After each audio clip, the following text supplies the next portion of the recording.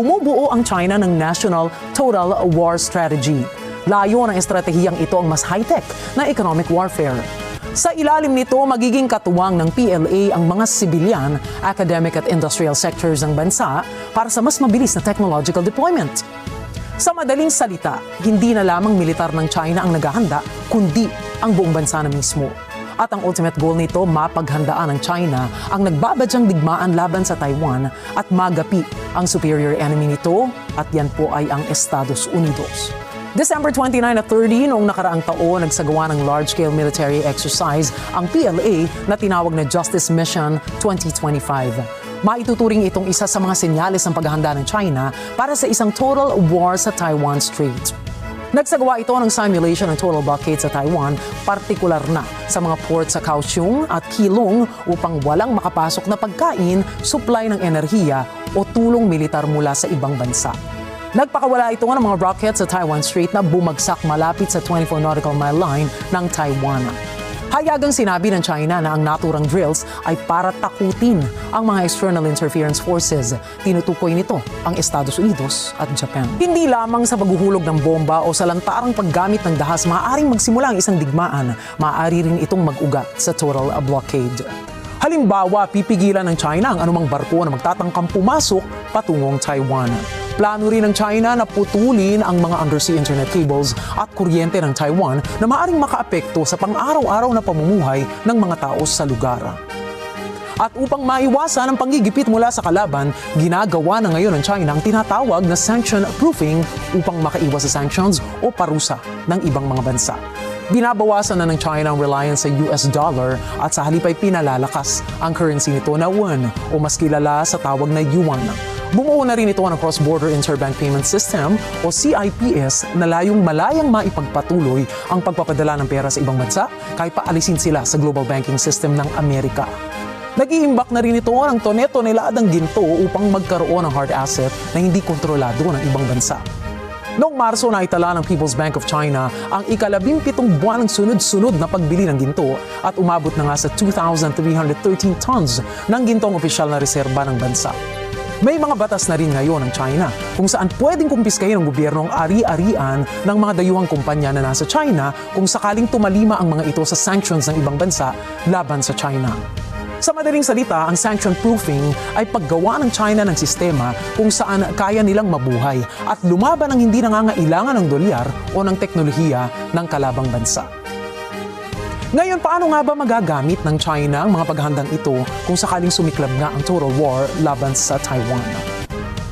Pwedeng iparalisa ng China ang command systems ng Taiwan gamit ang cyber warfare at swarm drones nito.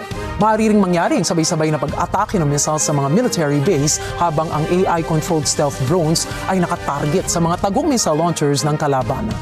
May posibilidad rin na atakihin ng China ang military base ng Estados Unidos sa Japan at sa Guam gamit ang DF-27 at JL-3 upang pigilan ang pagsaklolo ng mga ito. Maaari rin gamitin ng daang-daang libong mga sundalo ang mga repurposed commercial vessels papuntang Taiwan. Habang tumatagal, patuloy ang paghahanda ng China sa napipintong digmaan nito laban sa Taiwan at sa iba pang mga bansa.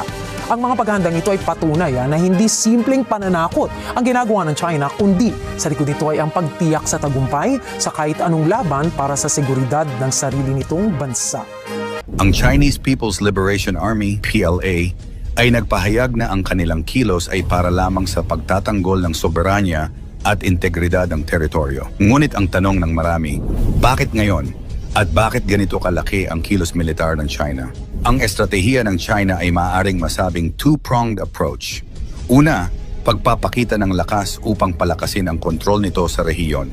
Ikalawa, pagpapadala ng mensahe sa pandaigdigang entablado na handa itong ipaglaban ang sarili nitong interpretasyon ng soberanya. Ngunit ang tanong, sasapit ba ito sa aktwal na sagupaan? Maaaring hindi agad, ngunit ang pagpapakita ng lakas na ito ay sapat na upang magdulot ng kaba sa mga kalapit bansa. Lalo na kung isa sa alang-alang ang posibilidad ng pagsuporta ng US sa Taiwan. Kung sakaling magpatuloy ang ganitong tension, may malaking panganib ng pagkakaroon ng hindi sinasadyang insidente. Ang pagkakaroon ng China ng mga barkong pandigma at sasakyang panghimpapawid sa Taiwan ay posibleng magdulot ng aksidente na maaring mag-escalate pa sa isang mas malaking sagupaan. Ang ganitong senaryo ay maaring maapektuhan hindi lamang ang ekonomiya, kundi lalo na ang seguridad ng rehiyon. Para sa Beijing, ang Taiwan ay bahagi pa rin ng kanilang teritoryo at itinuturing nilang ito ay isang domestic affair. Ayon sa mga ulat, tinutulan ng Beijing ang anumang pahayag mula sa Taiwan na nagsasabing sila ay isang independenteng bansa. Mula sa pananaw ng Beijing, ang pagkakaroon ng military drills sa rehiyon ay isang paraan upang subukan ang kakayahan ng Taiwan na tumugon sa banta ng pagan. Pananaw ng iba pang bansa sa rehiyon.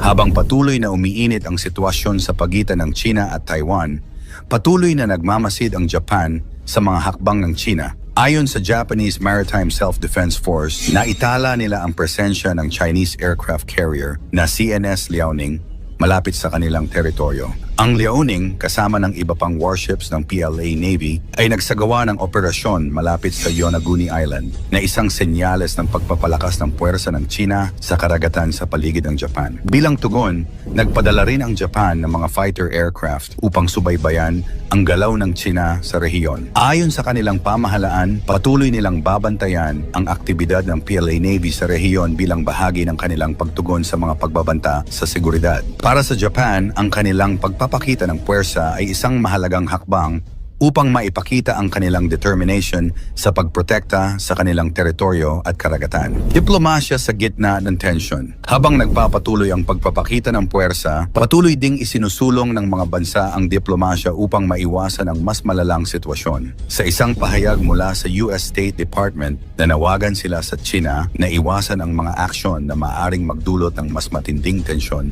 sa rehiyon. Ayon sa Estados Unidos, patuloy silang maninindigan sa kanilang One China policy, ngunit hindi nila pababayaan ang Taiwan sa oras ng pangangailangan. Ipinahayag ng mga opisyal ng US na ang kanilang alyansa sa rehiyon ay nananatiling matatag at patuloy nilang susuportahan ang mga bansa na nagtataguyod ng kalayaan at demokrasya. Ang Taiwan, kanilang panig, ay patuloy na nananawagan para sa suporta mula sa pandaigdigang komunidad. Ayon kay Taiwan President Lai Ching-te, ang kanilang bansa ay handang ipagtanggol ang kanilang kalayaan mula sa anumang banta. Dagdag pa rito, hinimok ng Taiwan ang ibang mga bansa na magkaisa laban sa agresibong kilos ng China sa rehiyon. Bagamat hindi pa umaabot sa aktwal na labanan, malinaw na ang Taiwan ay handa na protektahan ang kanilang soberanya. Ang papel ng Pilipinas bilang isang strategic ally. Sa gitna ng tensyon, lumitaw ang kahalagahan ng Pilipinas. Ayon sa Philippine military, ang mga pagsasanay ay bahagi ng kanilang pangmatagalang estratehiya sa coastal defense at hindi lamang sagot sa mga nangyayari sa Taiwan. Sa kabila nito, malinaw na nakikinabang ang Pilipinas mula sa pagtutok ng US sa rehiyon, lalo na't patuloy na nakakaranas ang bansa ng mga banta mula sa China sa West Philippine Sea. Kasabay ng mga ito,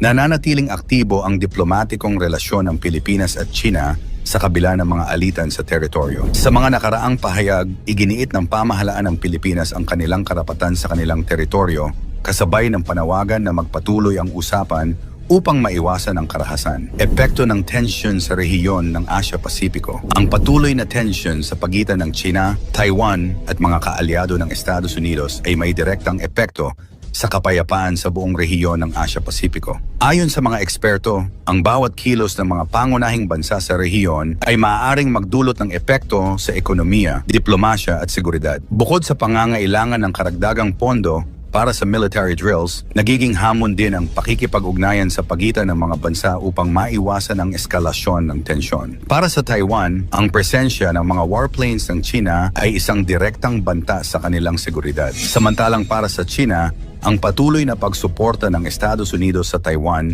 ay itinuturing nilang pakikialam sa kanilang usapin sa teritoryo. Ang pagkakaroon ng venom drills ng Estados Unidos at Pilipinas ay nagbibigay din ng mensahe sa Beijing na ang rehiyon ng Asia-Pasipiko ay handang tumugon sa anumang banta. Sa kasalukuyan, patuloy ang pagsusubaybay ng mga bansa sa rehiyon sa bawat kilos ng China at ng kanilang mga kaalyado. Habang hindi pa umaabot sa ganap na digmaan ang sitwasyon, ang patuloy na pagpapakita lakas, malinaw na nakasalalay sa diplomasya at patuloy na pag-uusap ang hinaharap ng rehiyon. Ang pagsusumikap ng bawat bansa na magpatuloy sa mga negosasyon kasabay ng pagpoposisyon ng kanilang militar ay naglalayong tiyakin na ang mga tensyon sa pagitan ng China, Taiwan at mga kaalyado ng Estados Unidos ay hindi humantong sa isang malawakang alitan. Sa huli, ang pangarap ng kapayapaan sa rehiyon ng Asia-Pasipiko ay nananatiling isang hamon na dapat harapin ng buong komunidad pandaigdig. Ikaw, sa tingin mo magtatagumpay kaya ang China sa mga balak nito sa Taiwan kahit nandyan ang Estados Unidos at mga kaalyado nito? Ikomento mo ito sa ibaba.